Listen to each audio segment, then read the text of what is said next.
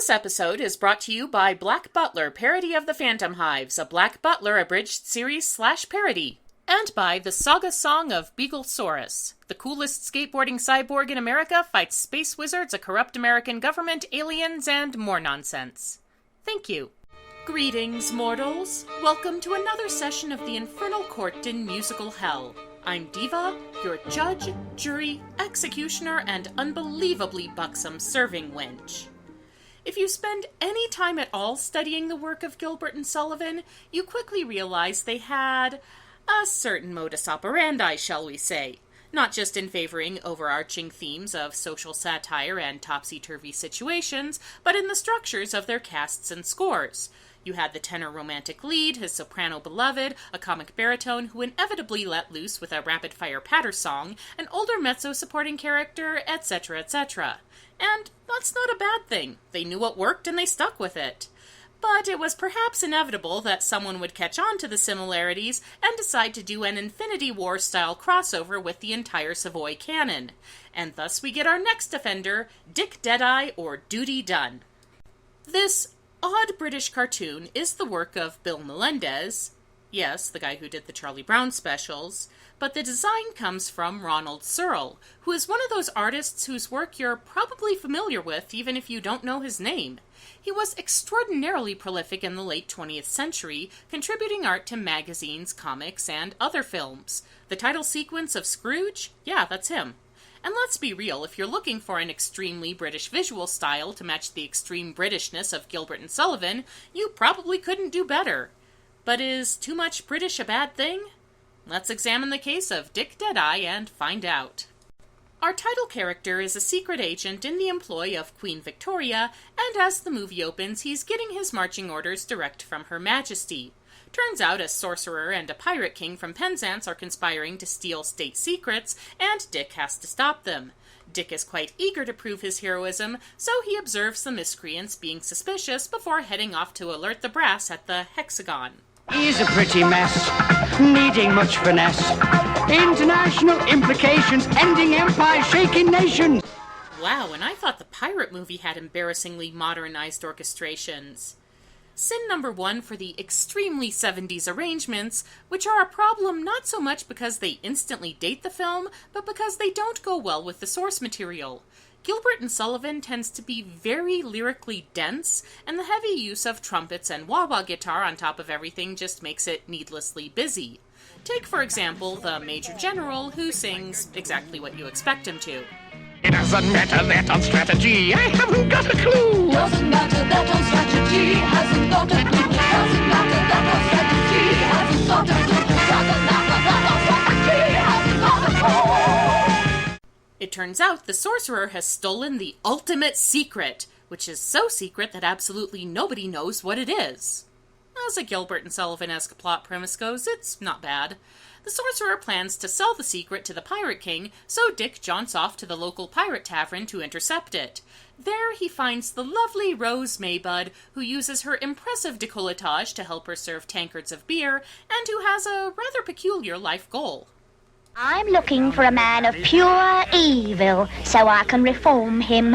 And what better place to find him than here? Well, in my experience, Washington, D.C. is a good place to start.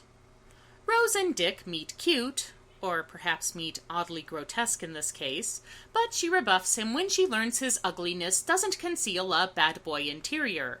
Meanwhile, the sorcerer and his pet chameleon sweep into the tavern, but it turns out the pirates don't have enough pirate booty for the ultimate secret because, as in the source material, they're pretty rotten pirates, but the sorcerer takes the meager payment and goes to retrieve the secret, and the Pirate King tells his flunkies to follow and steal both the secret and the gold, and sweet Lucifer! How can we only be a quarter of an hour into this? This movie has way too much plot for something that barely scrapes the hour 15 mark. I haven't even gotten to all the stuff that was cribbed from the Mikado, Trial by Jury, and Utopia Limited yet. And that means a lot of promising ideas are never capitalized on, like Rose's subplot. Her ambition to love a villain into reformation has brilliant satirical potential, especially when you remember she's from Ruddigore, an operetta that skewered Gothic literature and tropes. But it never amounts to anything. When you try to squeeze this many full-length librettos into a single piece, things tend to get a little cramped. It makes matters worse when you take sin number 3 into account, which is that a lot of the running time is also taken up with meaningless busy work. It's like the plot is alternating between nothing happening and everything happening. And there are a lot of chase scenes. I mean, a lot. Dick and the pirates chase after the sorcerer, who thwarts Dick's attempts to retrieve the ultimate secret, only to have it fall into the basket of poor little Buttercup, so everyone starts chasing after her, and she winds up... When are you going to mend your evil ways? Never! Yeah, I know this was the 70s. I know this is hardly the first instance of racial insensitivity to be ascribed to the Mikado, and Lord of Darkness knows it would hardly be the last, and yes, I'm well aware the Mikado is primarily a satire of British mores and is only nominally about Japan, but still, it's really hard to look at the Asian characters in this and not wince, kind of like when you see Dr. Seuss's World War II portfolio.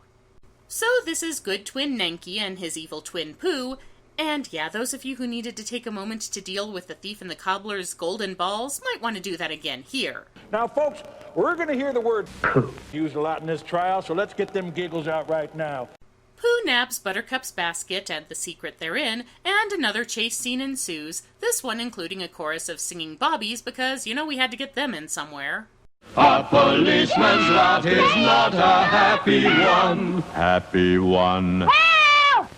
After more chasing about, Pooh escapes, but Nenki is spotted, is mistaken for the thief, and is promptly arrested. We can't understand how folks can talk of pity for the victims of police brutality. Wow, an ethnic minority being beaten and treated as a criminal solely on the basis of his appearance? This movie is hitting harder than I expected. Pun not intended. It also has some pretty good punches during Nenki's trial, which is presided over by a gross old judge who is more interested in eyeing Buttercup's generous cleavage than hearing evidence. But when the vile defendant speaks to clear the guilt of which he reeks, but which he has denied, what he may say, you need not mind. In fact, this is the movie's saving grace. When it does focus on something to satirize, the results are rather good. Unlike the pirate movie, which jettisoned Gilbert and Sullivan's social commentary for slapstick, clunky movie shoutouts, and whatever the here this is, the writers of this movie knew what made the source material work and honored it. And yes, there are several jabs that are lifted directly from the Savoy operettas, but the new material does step up. This trial scene, where the entire basis for the judgment is white British woman good, non-white immigrant bad, is well aimed and has lost none of its effect. The end result is that the judge asks Buttercup to dinner and sentences Nenki to 200 years in the Tower of London as an afterthought. And I realize this movie does not need any more complications than it already has, but I'm kinda sad we don't get any Yeomen of the Guard in all this. Nenki is despondent, not only because of the whole unjust imprisonment and being forced to do his wandering minstrel routine for the resident vermin, but because he's pining for the beautiful Yum-Yum. And here I am, Nenki, to comfort you now. I wish you were more than a vision. I will be, when you find me. But when will Who lives in his shamisen, I guess? And tells him something about how they can only be together once he is a whole man so that she can be a whole woman, and whatever. I'm starting to think the creative process for this movie involved several dolly cart recordings and an extraordinary amount of weed. I do not want a saint, I want a man with hearts I love and well. Between the vibrato, the nasal placement, and the stretched range, it's kind of hard to tell what the modified lyrics are. Also, way to mess up one of my favorite Gilbert and Sullivan songs. Meanwhile, the sorcerer catches up with Pooh and demands he hands over the ultimate secret, and Pooh demands to be taught the secrets of sorcery in return. Whatever those are.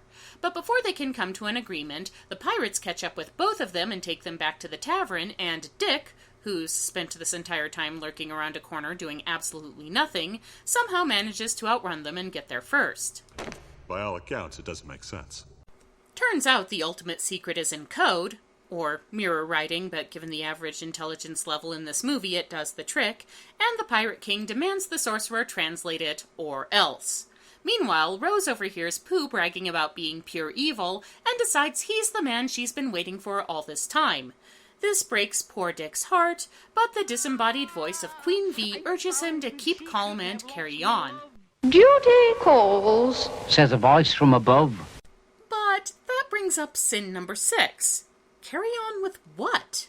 For a title character, Dick Deadeye doesn't really do much. He mostly watches other people do stuff and occasionally comments on the action.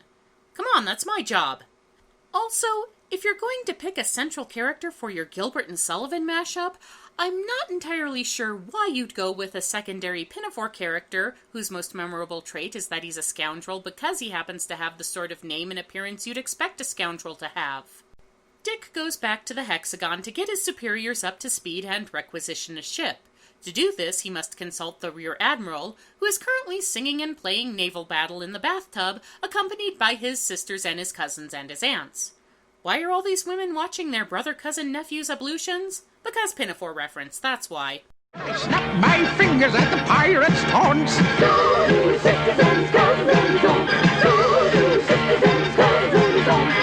I'm not sure what's more overbearing, the guitar and electric organ in the orchestrations, or the generous helping of bosom on every female character in this.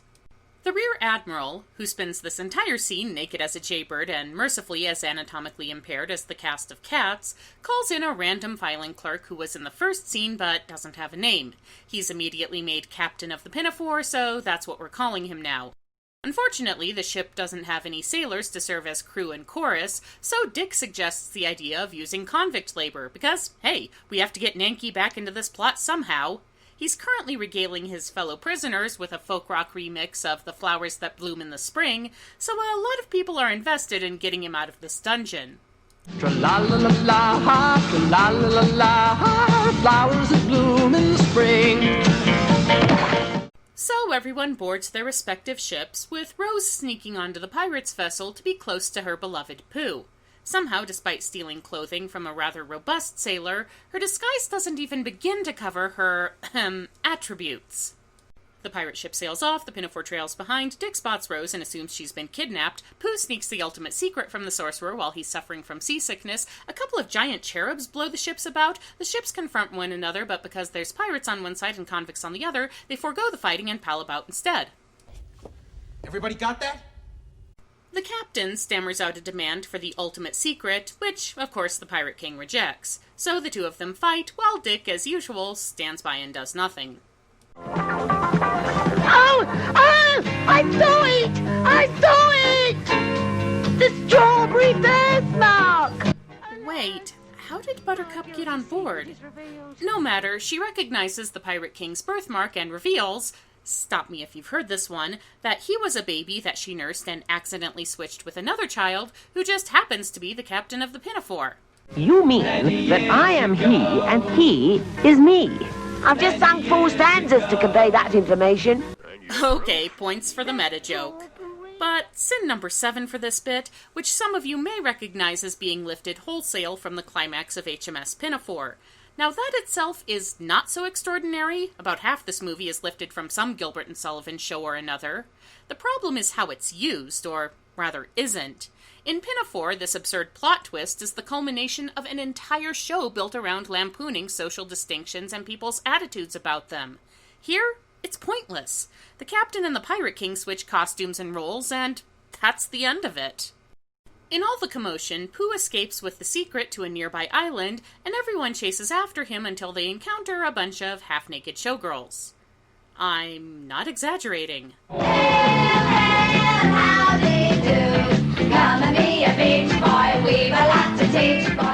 Turns out the island is Utopia, as explained by head showgirl Princess Sarah, who's in charge until the Queen of Utopia can get back from being bewitched or whatever.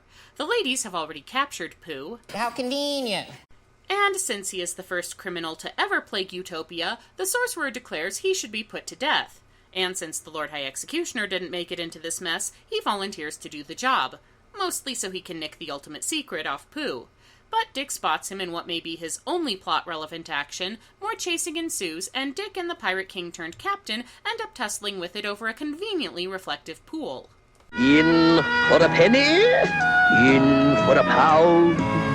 It's love that makes the world go round. So, that's the ultimate secret. I was hoping for something that doesn't sound like it should be stitched on a sampler.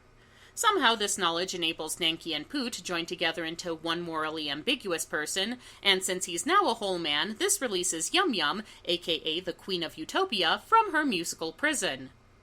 Would that I were so lucky. You, I am a part of life's design. Things wrap up pretty quickly after that. All the chorus members are paired up, Buttercup gets the sorcerer, Dick gets Rose, word of the ultimate secret spreads and brings peace and happiness throughout the world. Which, to be fair, is no more absurd an ending than most Gilbert and Sullivan operettas.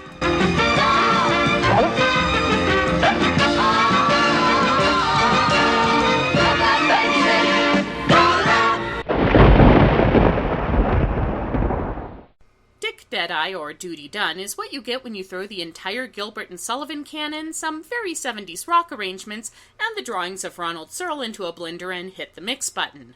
And the results are not entirely terrible. I mean, yes, the story and pacing are an absolute mess and the orchestration's overbearing and instantly dated, but there are parts that are genuinely clever and are a worthy tribute to the best parts of the source material. There's a lot of silly faff and filler around those parts, though, so the Court of Musical Hell orders the following punishments. For the aggressively 70s music, we condemn Jimmy Horowitz and Casey Kelly to listen to nothing but cheap karaoke tracks. For the embarrassing design of the Asian characters, we condemn Ronald Searle to an eternity of bad community theater productions of The King and I. And finally, for all the random running about in this movie, we condemn Robin Miller and Leo Ross to live inside a Benny Hill chase scene. So let it be recorded. This session of the Infernal Court in Musical Hell is now adjourned.